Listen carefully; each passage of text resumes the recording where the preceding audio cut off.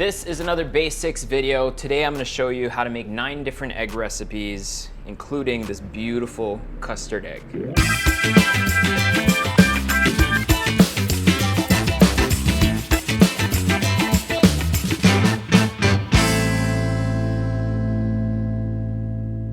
Last year, I promised to do 10 egg recipes. I ended up doing 9 recipes in 9 minutes. So this time I thought, why not be annoying again and just do 9 egg recipes once more? Last time we covered scrambled eggs, fried eggs, and very simple preparations. The hardest ones we had were probably the cloud egg and the soy egg. This time we're gonna bring it up a notch to make recipes that are not necessarily very common, and some of them they're a little bit more lengthy. So the first one we're gonna start with is a very simple one that I probably forgot to put on the last one. That was probably the 10th out of the 10 I was supposed to do, is the poached egg. Really quick preparation, you just need to know how to make it, and I'm gonna show you the technique now. Really simple, start off with some fresh eggs. What I like to do when I make poached eggs is to crack them in a bowl, so that way it's easier to slip into the boiling water.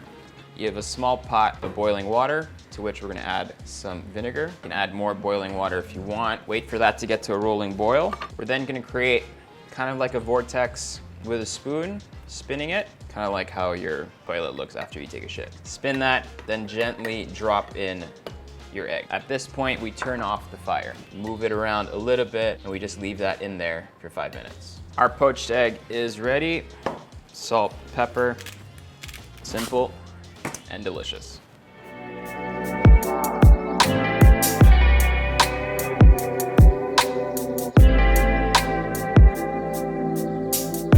Who doesn't love a perfectly poached egg? Simple as it gets.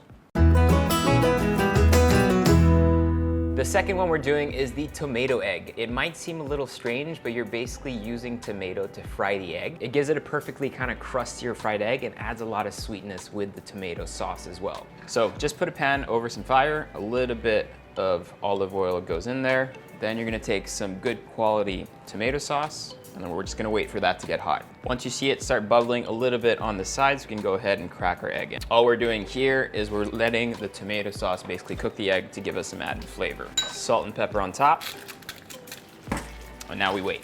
Our tomato egg is done. Doesn't look like much, but it's absolutely delicious.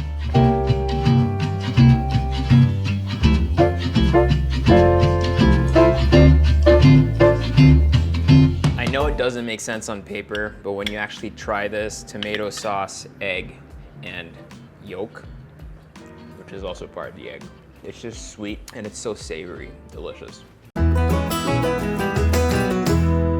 For our third one, this is probably something you haven't seen yet. It's eggs cooked in cream. There are a lot of different variations of eggs in cream. Coddled eggs, you have eggs that you put in cream and you put in the oven, you have eggs that you put in cream and you put on a steamer. But I like actually frying an egg in some cream because cream obviously is made primarily out of fat. It will crisp up and get nice and like almost nutty, and that with an egg is beautiful. Very simple, same process as with the tomatoes, but this time we're using cream as the fat to cook our egg. You can then add some aromatics if you want, a couple sprigs of rosemary, for example, some pepper and some salt, just to slightly really give flavor to that cream. Wait for it to slightly get loose and start bubbling on the side. Once that starts happening, get your egg and crack it right in the middle. Wait for all that to cook down. Cool part about this recipe is that you're gonna develop a really nice crust around it with the cream, so that crust will also be at the bottom of our egg. So just very carefully go around where you think the egg is and kind of make that shape as you'd want to, and go ahead and take it out.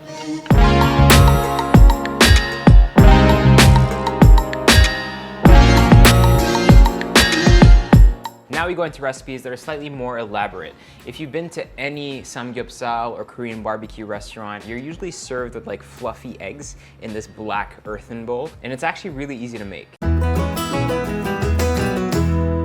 For our Korean eggs, first thing we want to do is heat up this little I don't know what we call it, but these are the ones that you see in most samgyeopsal restaurants. Oil that up with some peanut oil. You can use any type of oil that you want, actually. Make sure it's not too hot. Then we are gonna beat together 4 eggs. Sieve our eggs into the mixture. Help it along with about a cup of broth, to which we will add a little bit of fish sauce, stir it a little bit, and then just cover it for 7 minutes. After 7 minutes, you'll see that it fluffed up nicely. You can serve it like this if you want to. What I like to do is kind of like fluff it up a bit more just to make sure it's really properly cooked. So that way you're kind of releasing all the eggs from the side, and then we're gonna cover that for 2 more minutes. While that's happening, we're gonna chop up some vegetables. So just some scallions. Some people use some spring onions. It's really up to you. You can use the white parts if you want to, or if you want for the option, you can use just the green parts. Break it all up, mix it all together, and then we're gonna go ahead and place this on top of our eggs. 1 more minute. After 1 minute, this beautiful steaming mess is done.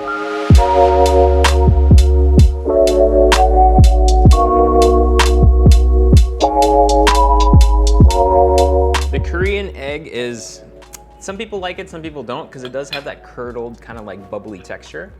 But when you top it with the scallions and everything, it really comes together nicely. And when you're eating this with meat and rice, it makes a lot of sense. Last time we did a soy egg, this time we're gonna be making a ramen egg. How different is it? Not super different when you think about it. All we're doing here compared to last time is that we're marinating it longer in a mixture that is slightly less intense than we did last time. Last time was a very soy forward, so 2 hours was more than enough. This time we're adding some dashi broth to make things a bit more interesting, and we're leaving it for 24 hours. The thought process here is the sodium that's in the mixture will help just cook that egg slightly more when you leave it in the fridge overnight. Really simple one. We're just gonna drop in an egg. We're gonna cook that down. We're gonna slightly undercook it. We're gonna cook it for 6 minutes only. While waiting for this to reach 6 minutes, I got some water with some ice ready just to cool off the egg. While waiting for that, very simple. All we gotta do is prepare the marinade. So I have some mirin, some soy sauce, and then some dashi broth. And that will basically be where the egg is gonna be completely submerged. After 6 minutes, we transfer everything to our cold water. This will not only stop the cooking, but also really help us in terms of when we're trying to peel the egg. So we're gonna wait for that to cool a little bit, then we're gonna peel it, then we're gonna submerge it into this liquid here.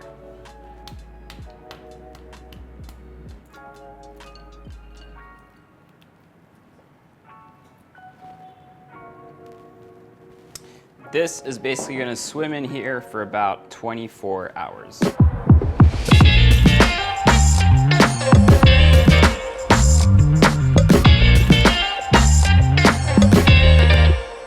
Hours later, this is the next day. Obviously, the ramen egg has a beautiful kind of like very subtle color, not too dark like the soy egg that we did. And what I love is the texture of the yolk inside is almost like custardy, really thick and luscious. So the sodium from the broth and from the soy sauce that we put there probably just like went inside a little bit and kind of just cooked it a bit more, you know, like how you do a salt cured egg. Very similar to that. Taste-wise, it's so good.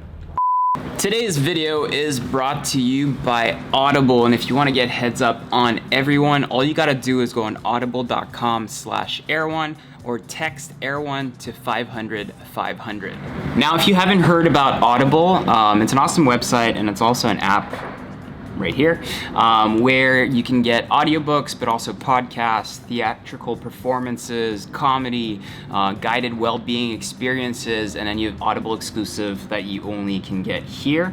And what's great also is you can get here, you'll see all the news, New York Times, Wall Street Journal, Washington Post, so you can listen to all the news as well. I've always been a fan of reading because I find it's the most efficient way of learning anything, and it's the way you can kind of immerse yourself in a fictional story, a non-fictional story, or just somewhere you can kind of continue your education. If you look behind me, I have tons of books They're pouring out from every angle of the studio. There's a bunch more over there. The problem with books is it does take a lot of time to get through them, which is why when I started listening to audiobooks and podcasts, it literally changed the way I did things, because it makes use of that lost time that you have while you're commuting, here in the Philippines, while you're stuck in traffic. If you're having a meal by yourself, you kind of just put on your headphones. You can download all the titles that you want onto your app, so you don't really need the internet once you download it, and you can just kind of like tune out and learn while you're doing something else, which I think is really key, because we're all time starved nowadays, and this is a great solution if you do want to keep reading but don't necessarily have the time to actually open a book. But some of the titles are actually read by the authors or actors or celebrities, so you get to hear their voices too while they're narrating the story, which I think is really cool. One that I'm particularly fond of right now is Genius Foods. Now, if you haven't heard of Genius Foods, it's written by Max Lugavere, and it basically talks about the link between, your diet and your lifestyle choices and how that affects your brain health, revealing basically how the food that you eat directly affects your brain. And I'm a huge fan of understanding how nutrition affects our daily lives, our moods, how we feel, and how, our workouts and things like that. So we always understand food from a very physical level, but you never think about it as something that can affect your mood in general or how your brain functions. So this guy's awesome because he has a great sense of humor, but the way he writes and the way he tells his story is filled with scientific facts, because he was a journalist, or still is a journalist, so he applies that integrity in his research. So everything that he does talk about makes a lot of sense, and he backs it up with science, which I think is super interesting. And he looks at food in a way that it has genetic information, and not only as something that can give you a six-pack. So he prioritizes happiness and brain health and body function over, aesthetics, which a lot of diets nowadays, tend to prioritize is fat loss, and that's about it. So if you're interested, Max is actually the one reading the whole book on Audible, which I think is awesome, because I've been following him on Instagram and he's really funny and straight to the point. So again, all you gotta do is go to audible.com/air1 to start your membership, or text air1 to 500-500.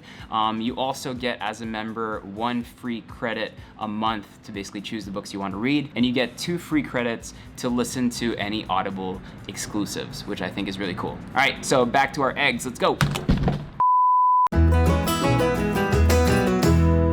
The next one is probably the easiest one. If you've been to any restaurants over the past 4 years, you'll see this thing called the 63-degree egg, which is probably one of the most famous just because it's so silky and smooth.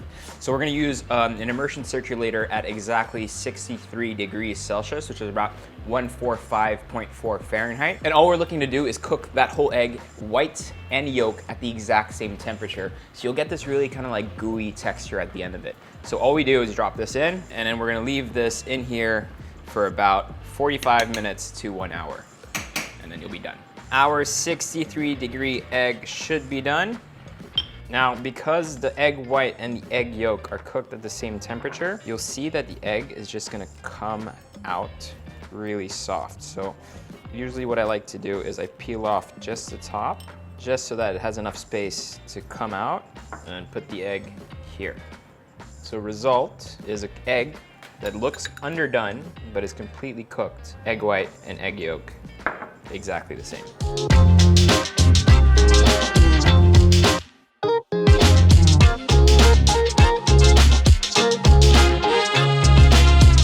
Sous vide egg, best thing to do is use it as a dip for bread. And you can kind of do, how they do that in, I think it's in England or in the US, where you make batons of bread and then dip that into a soft-boiled egg.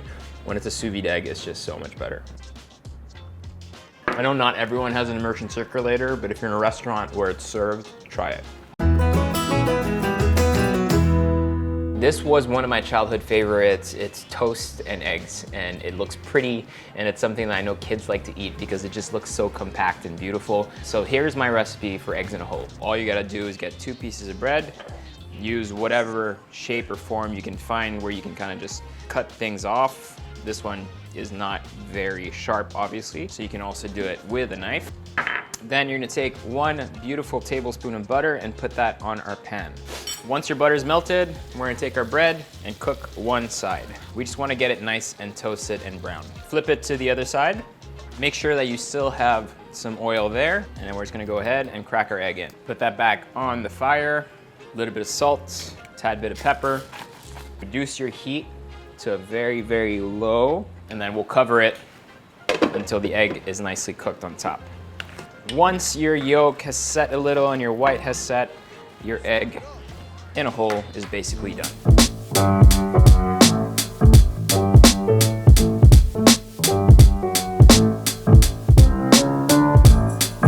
If this doesn't make you happy, I don't know what will, honestly.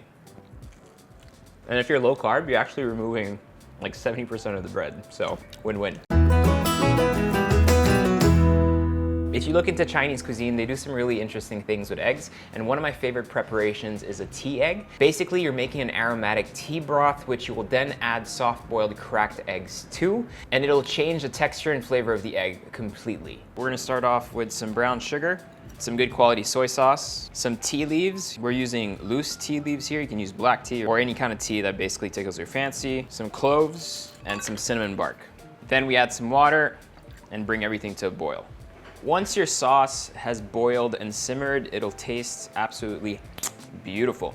And all of that just gets strained into a bowl. Then we want to make sure to cool down this mixture with a little bit of ice. Don't worry about the dilution from the ice while you're cooling down this liquid, because we've made it more intense in terms of soy sauce and flavor. While waiting for this to cool down, very simple, we have some 6-minute eggs right here that have been soft boiled and cooled down, and we're just gonna go ahead and crack the skin without peeling it. Once it's cracked and you can see formations like that, we are not removing the skins. We're simply gonna drop them in this liquid and let them marinate there for about 24 hours.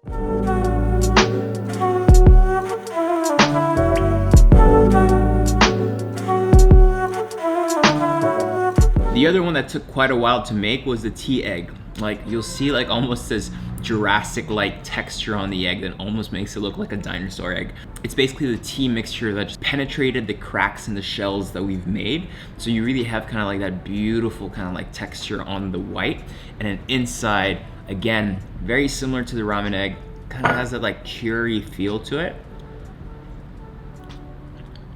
And you can really taste the sweetness of the mixture that we put. A little bit of hint of that clove, that tea. Delicious as well. Let's take a bite out of this bad boy. Look at that. That is delicious. Last one, another recipe from China where they have a beautiful kind of custard egg that's nice and smooth and silky, to which you can add different, sauces and vegetables to at the end right on top. This is a beautiful, simple custard egg. I've got 350 milliliters of beef stock, to which I need to add 200 milliliters of eggs. It's really important to measure this. So just crack all your eggs into a container here. When you get close to 200, whisk it a little bit, and that's actually exactly 200 ml. We're gonna mix both the eggs and the broth together. What's really important here is that your broth is just slightly warm. We really want to combine that nicely. And don't worry yet about the bubbles and everything, because we're gonna be using a fine mesh strainer to make sure that there are no bubbles on top. If you have a little bubbles on it like that, it's not a problem, honestly. It comes down to function versus actual presentation. You could cook it like this and you'll have not a super smooth surface, and that's absolutely fine. If you want a smooth surface, you can either try to take out the bubbles, or another thing you can do is just let it, fizzle out for about 3 to 5 minutes until all those bubbles are gone. Next thing we want to do is cover the custard with aluminum foil. What we're trying to do here is to make sure that there's no steam that enters it at all. In the most ideal situations, you'd be doing this in a bamboo kind of like dim sum steamer, because the wood in the bamboo would absorb the droplets of water that are being, made by the steam. So hopefully this helps a little bit, but again, it just comes down to texture and presentation. This is gonna steam for about 12 minutes. While waiting for that to be done, and it's almost done, I'm gonna go ahead and chop up a little bit of chives. We're gonna take out our custard. This has been in there for about 12 minutes. This is the moment of truth. Dun, dun, dun. Nice and silky, but perfectly set, which is exactly what we wanted.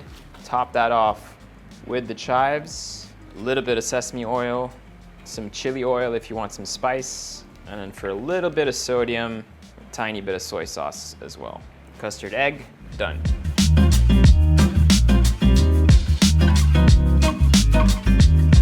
This custard egg is what dreams are made of. It's so silky and smooth. Look at that. It almost looks like soft tofu. And it has just such a clean flavor.